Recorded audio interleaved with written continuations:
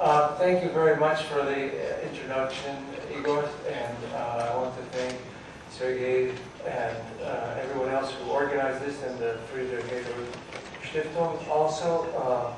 And it's a pleasure to be here with this distinguished panel as well. And I want to start a little bit.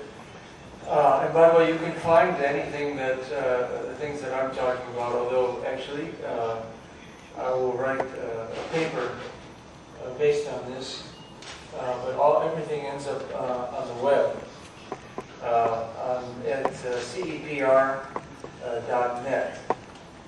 And we're on just governments or corporations or even unions, and so we are able to present an independent perspective. And I think that I want to start with the Eurozone, which is quite a bit in the news as we speak, because as you can see, the agreement of just a week or two ago has once again failed to stem the crisis, and it has everything to do with the topic that we're talking about today. Because what the peripheral Eurozone economies, Greece, Spain, Portugal, Ireland, and now Italy, are trying to accomplish is the same strategy that was pursued here in Latvia, which is called an internal devaluation. That is, they cannot devalue their currency, and so what they're trying to do, and they don't have control, because they don't have control over their currency, they don't have control over their monetary policy, and now they don't have control over their fiscal policy either, because that is being determined by the European authority, the IMF as a secondary partner, mainly the European Central Bank and the European Union. And so this has really failed terribly, and I have to emphasize this because your Prime Minister and a U.S. economist have co-authored a book, which I had the opportunity to read on the way here, and arguing that Latvia should be used as an example for all these other countries, including Greece and everybody, that this strategy can really work. The strategy that they're pursuing in Europe can really work. And I think that's wrong, and I think it's wrong not only because of what's happening in Europe, but also what happened in Latvia. So I'm going to address both of those questions. And it has a lot to do with this question of what fiscal policy, that is budget and tax policy, and other macroeconomic policy should look like when an economy goes into a recession or stops growing. Okay? So, the first thing I want to emphasize about Europe is that the Eurozone is that this is not, as is often suggested in media, a crisis of overborrowing or debt. Possibly with the exception of Greece, but the other countries didn't really overborrow at all. They were hit by a financial crisis that shrunk their economies, and as a result, they suffer from a debt problem. But even Greece, if you look at Greece, their debt was 115% of GDP in May of 2010, when they began negotiating their first agreement with the IMF and with the Troika, the European authorities. And now it's 166%. Okay? And the economy is shrinking at 5.5% annual rate now. So you see, they could have resolved even their debt problem with very little money at that time from the European Union and the European authorities. And instead, they made the crisis worse and worse and worse until now, even the 50% debt write-off that has been tentatively agreed upon will not be enough to resolve Greece's problem. That is, even with a 50% haircut that they're proposing, Greece will only decline its debt or reduce its debt from the current 166% of GDP to 120% 9 years from now. Okay? That is what the authorities are saying. And this is not enough given the interest rates that they're going to pay. They are still in a default situation, even if this agreement goes through.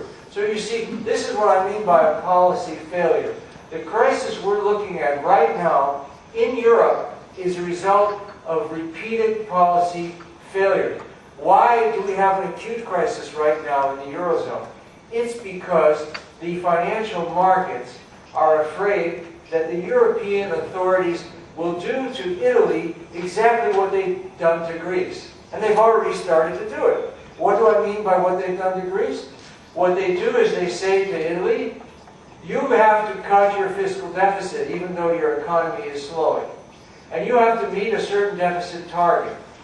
And what happens is they cut that deficit, and then the economy shrinks, and then they have less revenue, so they have to cut even more to make the target, and the economy shrinks further. That's what's been happening to Greece for 2 years now. That's why Greece is a mess. Now, if this happens to Italy, which is already beginning to happen, as you'll see, they already have, the IMF has already lowered their projections for Italy's growth in the last 6 months just because of the austerity policies that they have agreed to.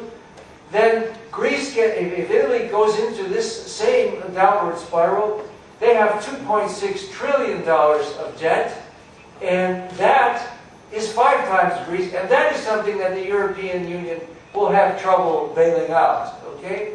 And that is why you see this panic in the financial markets. And I say it's panic because Italian bonds, 10-year bond rates are over 6% now. That's the same as it was. It's higher than it was in July when this crisis started. So you see, even though the European authorities keep moving further, closer to getting a solution, they're not anywhere near a solution as far as the financial markets are concerned. And so therefore, you still have this crisis.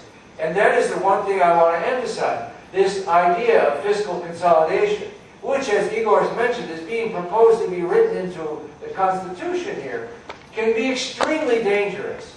I mean, this is slowing the entire world economy.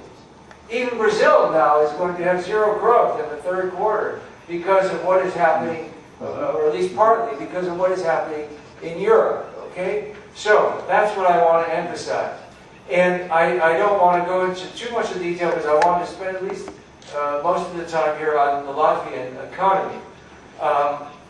So, just to show you what policy failure looks like, here you can see Italy. This is just real GDP, and it's projected after 2011, okay, or including 2011. And you can see that the dashed blue line was the projections of the IMF in the spring, and the solid blue line at the bottom is the projections they had most recently in September. You can see they've already had to lower their growth projections.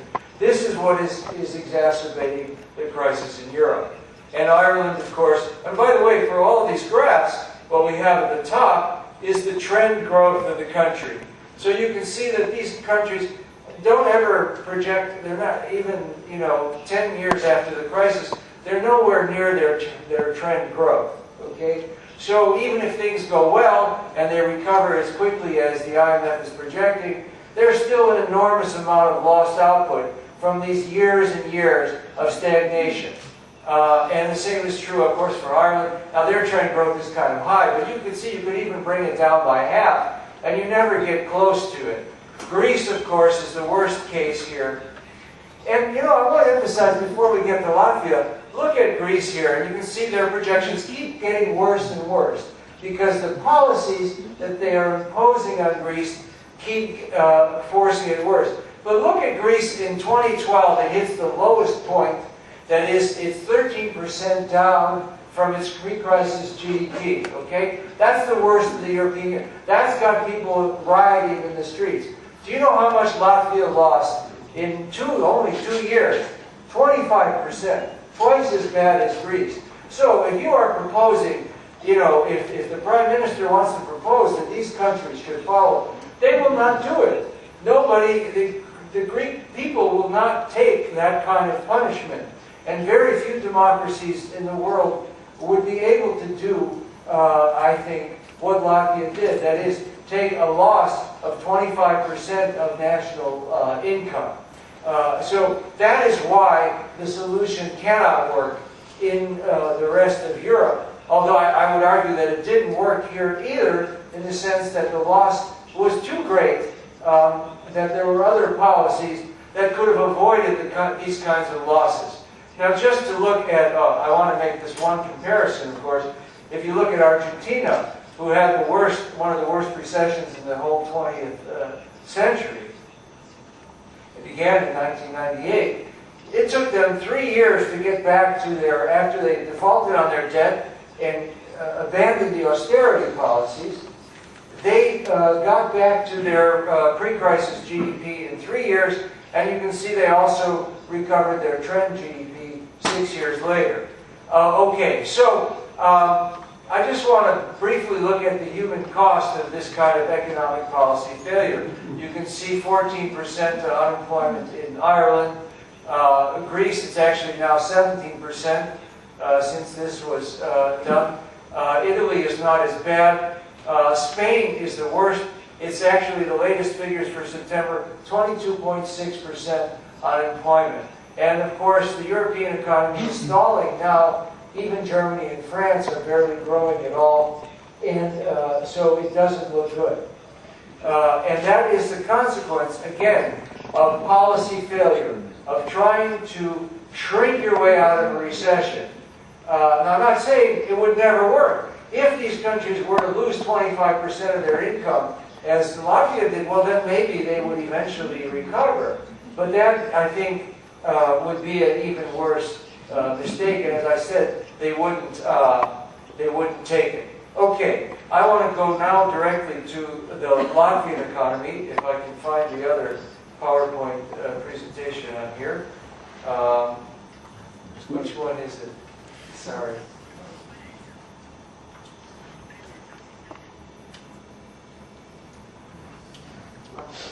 Okay. Thank you.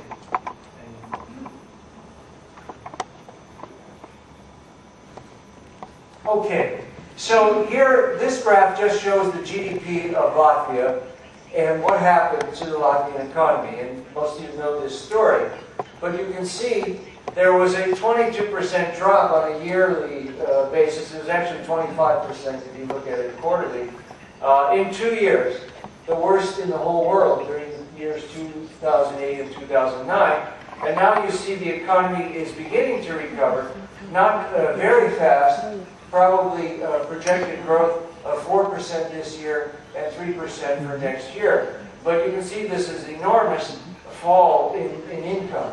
And you can see, if you take the top line here, is the trend projected by the IMF in 2008. So it's not a trend based on the bubble growth of the previous years. It's a very weak, slow trend growth. And you can see that Latvia does not get back to the trend level of GDP until 2039.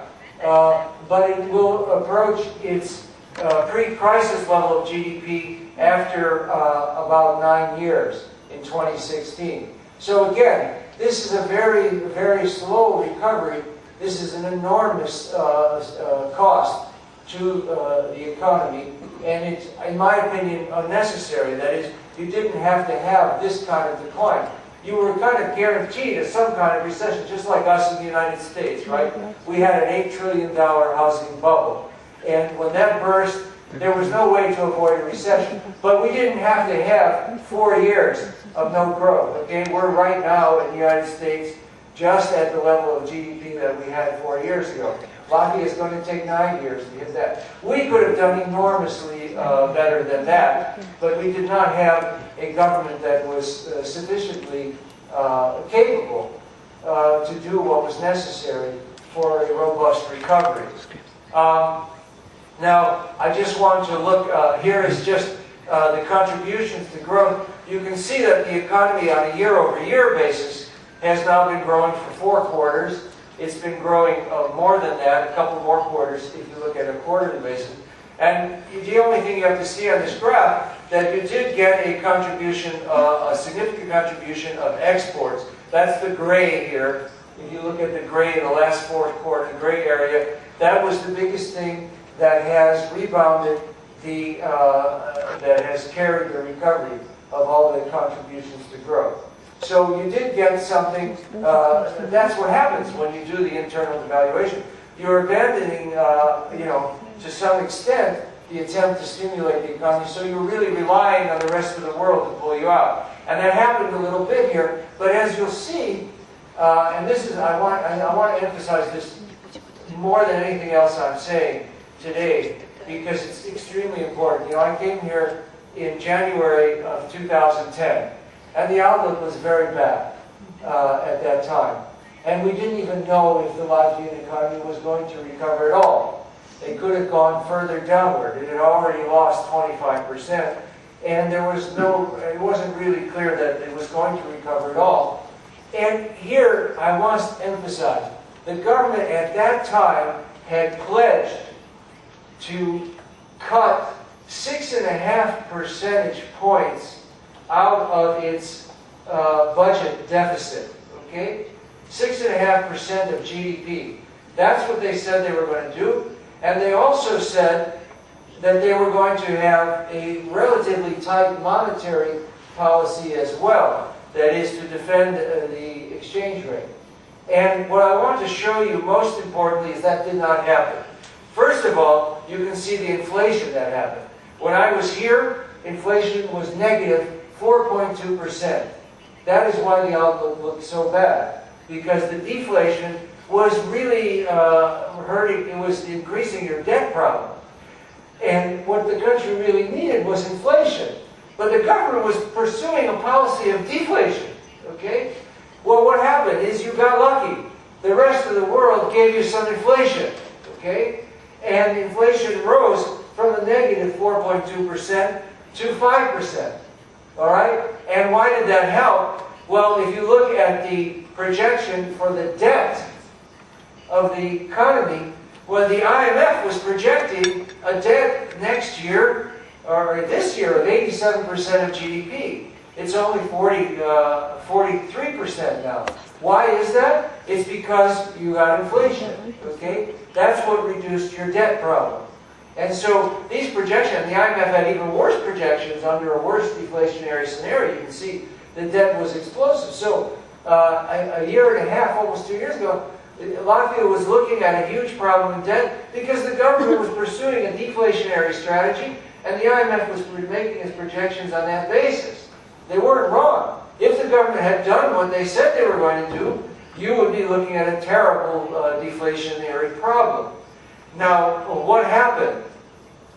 I'll come back to the other things, but I want to emphasize this one first.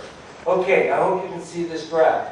This is the fiscal balance of Latvia along with other countries, Germany, the Euro area, and the United States.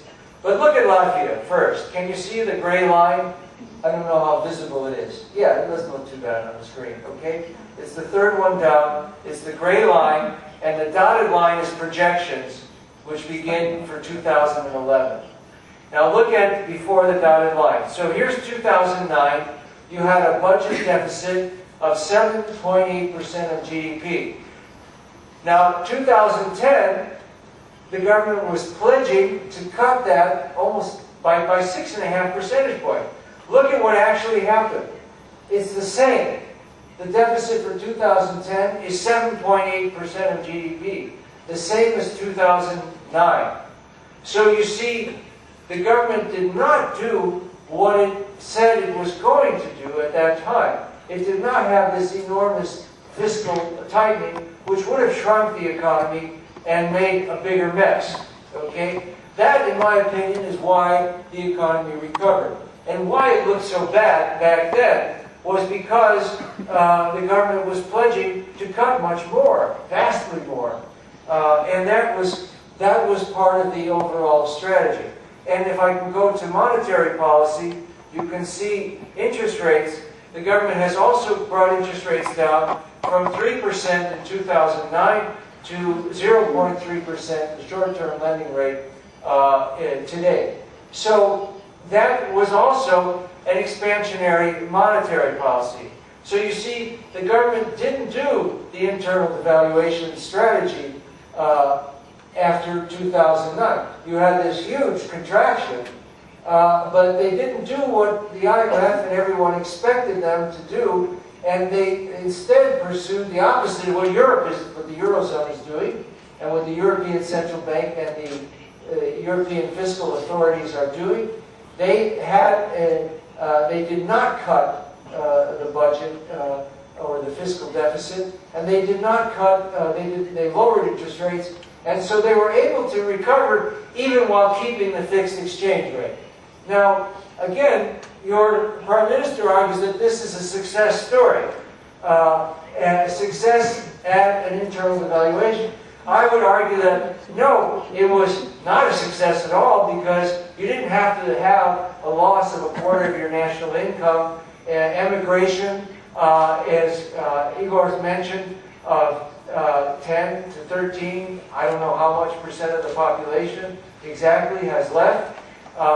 And the 16% unemployment that you have now, of course, it's better than it was at the peak, and we're going to look at that in a second.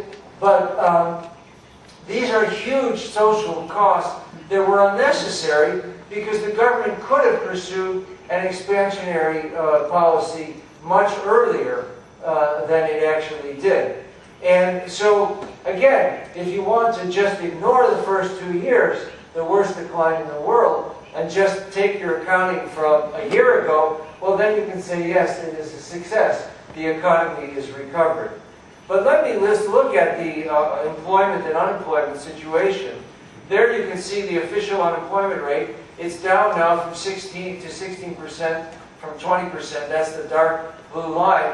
But you have another measure which includes involuntarily part-time, and that is considerably higher. That is, if you include workers who are, and we measure this also in the United States, the 21%, you have 21% unemployed if you include the underemployed, the people who are working involuntarily part-time.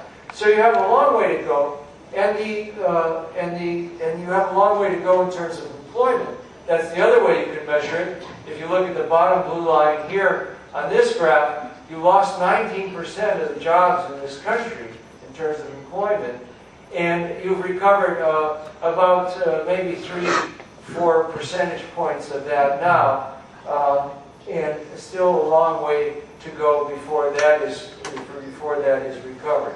So, again, that is why I would not want any government to tie themselves to some kind of constitutional or other law that says, limits what they can do in terms of deficit spending when the economy is weak or in recession, because that is what is necessary when the economy is weak or in recession.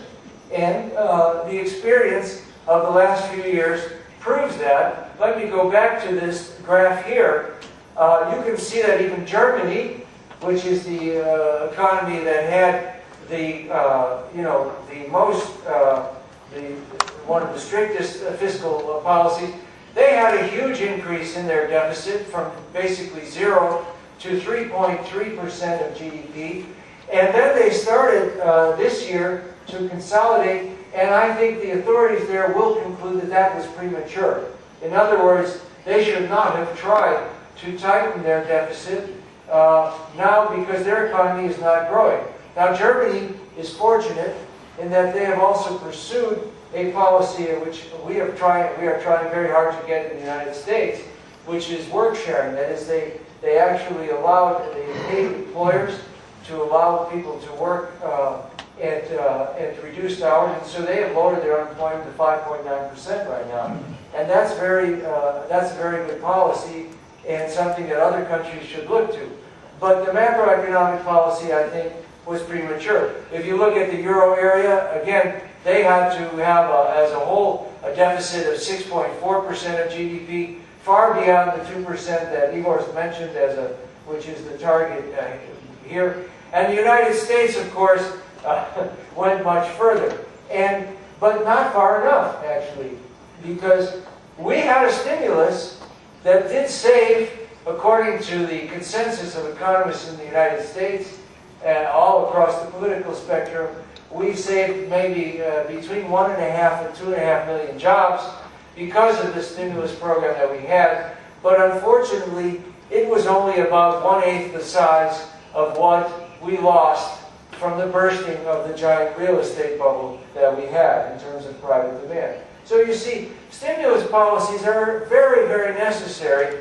When private demand collapses, that is what is necessary to maintain employment and to keep the economy on a path of growth and development. And I want to say we're having this debate right now in the United States because we have 9% unemployment, and if you count the underemployed, it's 16%. It's the worst that it's been since the Great Depression. And it's the president, is worried about his reelection. In fact, he sent his Treasury Secretary to crash the summit of the Eurozone in order to tell them that they should get their act together and stop this pro-cyclical, counterproductive fiscal policy, because it was going to cost President Obama his reelection. And of course, they didn't listen to Tim Geithner, and they weren't very happy about him being there and telling them that. But the point is that this crisis in Europe is affecting the whole world, and it really is because of this failure. And that is why I think it would be a mistake for any government to write into law the kind of policy failure that we're witnessing in Europe today that is threatening the entire world economy. I'll leave it there. Thank you very much.